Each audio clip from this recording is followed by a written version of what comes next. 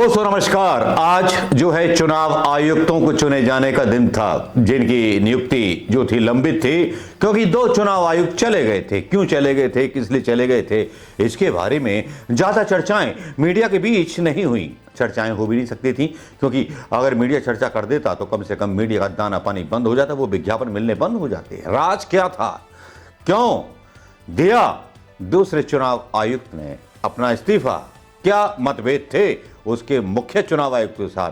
खैर ये कहानियां थी, कहानियां हैं, कहानियां चली आएंगी।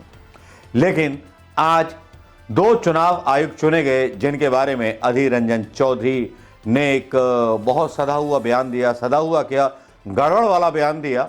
उन्होंने कहा अपने बयान में, अधीर रंजन चौधरी ने, कि मुझे 212 लोगों की लिस्ट दी गई, 212 की जो लिस्ट दी गई थी, और वो बहुत कम समय में दी गई, जिसमें मैं उनकी कॉम्पिटेबिलिटी या वो सब कुछ चेक नहीं कर सकता था। बहुत शॉर्ट टाइम में वो दी गई। तो कौन चुनाव आयुक्त होंगे, नहीं, उन्होंने पहले ही नाम क्लियर कर दिए। अब मैं खबर पढ़ के पहले बता देता हूं आपको। ज्ञानेश और सुखबीर चुनाव आयुक्त बनेंगे। नोटिफिकेशन जारी हो गया। नेता विपक्ष अधीर रंजन ने आज सुबह मीटिंग के बाद ही बता दिया था कि सुखबीर संधू, ज्ञानेश कुमार नाम के 2 नए चुनाव आयुक्त बना दिए जाएंगे। पूर्व आईएएस अफसर ज्ञानेश कुमार और सुखबीर संधू चुनाव आयोग में चुनाव आयुक्त होंगे। केंद्र सरकार ने गुरुवार शाम को नोटिफिकेशन जारी कर दिया है। आज सुबह इनकी नियुक्ति को लेकर प्रधानमंत्री की अध्यक्षता वाले पैनल ने बैठक की थी। इसके बाद विपक्ष के अधीर रंजन चौधरी ने भी इस पर जो थी मोहर लगा दी। सुखबीर उत्तराखंड के चीफ सेक्रेटरी और एनएचएआई के चेयरमैन रह चुके हैं। ज्ञानेश कुमार 1988 बैच के केरल कैडर के आईएएस अफसर हैं। गृह मंत्रालय में रह चुके हैं। धारा 370 पर फैसले के वक्त गृह मंत्रालय में पोस्टेड थे। सहकारिता मंत्रालय में सचिव पद से रिटायर हुए हैं। अधीर रंजन बोले, कल रात 212 की लिस्ट सौंपी गई। ये अधीर रंजन भी एक नमूना है कांग्रेस का पाला हुआ। मैं बहुत सही बता रहा हूं आपको। कांग्रेस भी पता नहीं किन नमूनों को लेकर बनाती, जिन्होंने वेस्ट बंगाल में कांग्रेस को खत्म कर दिया। अब तो जो जुबान चलेगी बहुत तीखी चलेगी, चाहे ये हो चाहे वो हो, आलोचना सबकी होगी। अधीर रंजन ने नियुक्ति प्रक्रिया पर नाराजगी जताई और हामी भी भर दी। आपको हामी नहीं भरनी तो सुप्रीम कोर्ट जाना चाहिए था। आपने हामी क्यों भरी और नाराजगी क्यों जताई, नाटक क्यों कर रहे हो?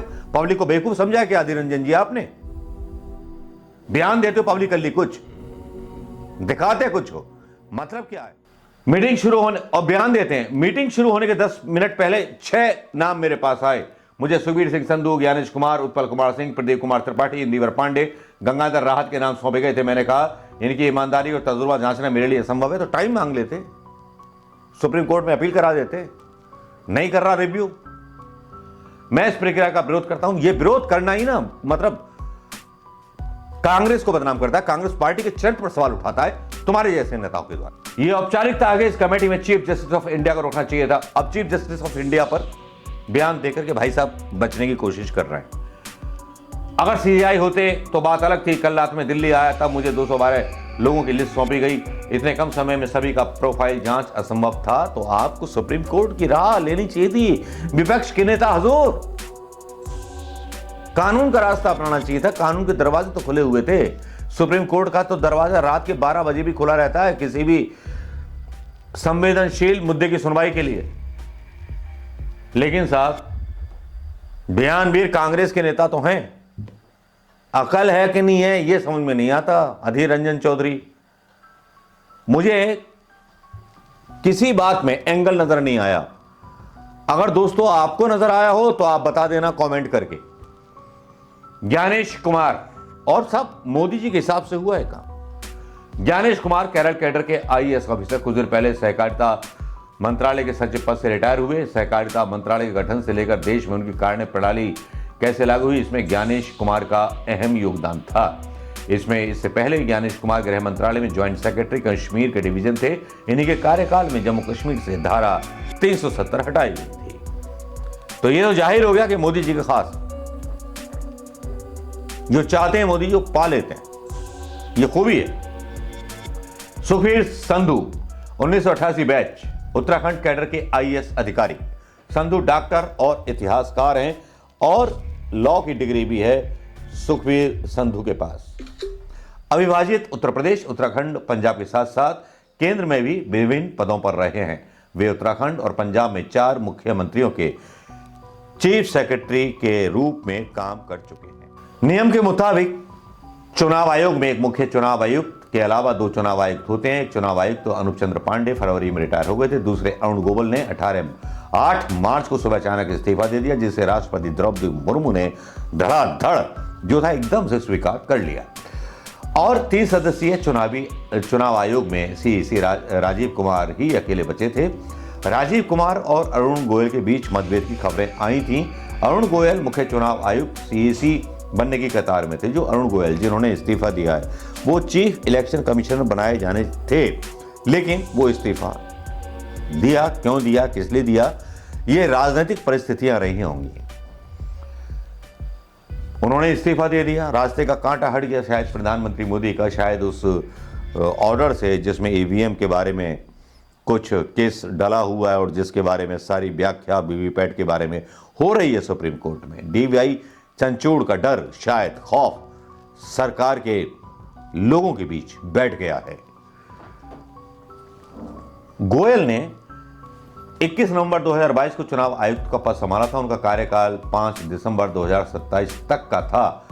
चुनाव आयोग के सूत्रों के मुताबिक गोयल और सीईसी राजीव कुमार के बीच फाइल पर मतभेद हैं। हालांकि गोयल ने इस्तीफे के लिए निजी कारणों का हवाला दिया है। उन्होंने बोला कि अस्वस्थ हूं, नहीं कर पाऊंगा सेवा। रिपोर्ट एक बोलती है द हिंदू की एक रिपोर्ट के मुताबिक मुख्य चुनाव आयुक्त राजीव कुमार और चुनाव आयोग लोकसभा चुनावों की तैयारियों को जायजा लेने पश्चिम बंगाल गए थे। गोयल ने पश्चिम बंगाल में तैयारियों की जुड़ी जानकारी देने के लिए कोलकाता में प्रेस कॉन्फ्रेंस में शामिल होने से इनकार कर दिया। जो चुनाव आयुक्त थे मुख्य, सूत्रों का कहना है कि दोनों के बीच गंभीर मतभेद हो गए थे। इसके बाद 5 मार्च को राजीव कुमार ने अकेले ही प्रेस कॉन्फ्रेंस की थी और कहा था खराब सेहत के चलते गोयल दिल्ली लौट गए हैं। अब क्यों दिल्ली गए, किस लिए गए, सबको पता है। मल्लिकार्जुन खड़गे भी बोल रहे हैं।